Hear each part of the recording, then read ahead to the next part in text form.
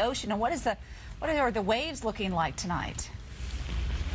Well, number one, if that 30 to 40 foot wave forecast verifies, thank God Dr. Lyons moved us inland, because we would have been a little bit underwater where we were at 20 feet above sea level. So that could be a good thing. And if you're watching us tonight around Destin, you need to get away from that 20-foot line. Listen to that, 30 to 40 feet. Number two, we've moved inland to Fort Walton Beach. We've moved inland, though, 4.5 miles, if you will, from the beach. So we're obviously out of that wave area, but we're going to have a lot of wind and obviously a lot of power outages as well. Let me show you the radar here. Another issue is the rainfall just coming down in buckets right now. Tremendous rainfall rates, probably in the tune of about 1 to 3 inches an hour rolling through here.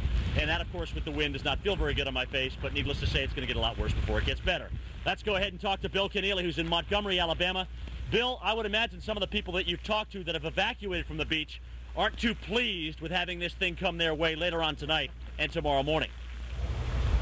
That is right, Jim, and you are right about that. Behind me to my right is actually a large boat out here. This boat came up from the Orange Beach area, and they came up from Mobile. They said normally a 2.5 hour ride taking upwards of 4 hours, and they came up yesterday. And by the way, Interstate 65 was actually closed to southbound traffic today.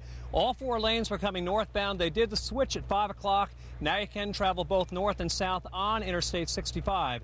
Here in Montgomery, 3 shelters are open. One of those shelters open for the people coming in from the coastal areas. Also another shelter open for the folks out there with special needs, and another shelter open for the folks at the Garrett Coliseum. And again, they are filling up quickly. 4,000 to 5,000 people can be held in those shelters. I want to show you the impact now for this area, Jim. We're expecting upwards of 8 to 10 inches of rainfall here between now, probably all the way to Friday morning.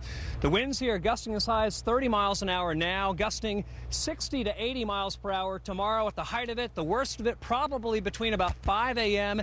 and noontime tomorrow. And it's not inconceivable we could see a wind gust up near 100 miles per hour. And, of course, widespread flood watches out for this area. Jim, this area is where the Coosa and the Tallapoosa River come together to form the mighty Alabama. That river should stay okay, but we'll watch all the tributaries in the immediate Montgomery area. Bill, no doubt we are watching what could be the worst hit in the Gulf Coast since Hurricane Camille came in 1969. So this is a very, very dangerous storm. And tonight, again, wind-whipped rain and seas, a very dangerous situation, folks. So please, please, keep yourselves and your families in mind before you take any risks. Let's go back to Paul and Jennifer. Okay, thanks so much, Jim. We'll have the latest on Hurricane Ivan just on the way. In fact, the storm's strong waves, it's going to cause some terrible beach erosion along the Gulf Coast. The dangers will extend farther from the shore. We'll tell you more about that next.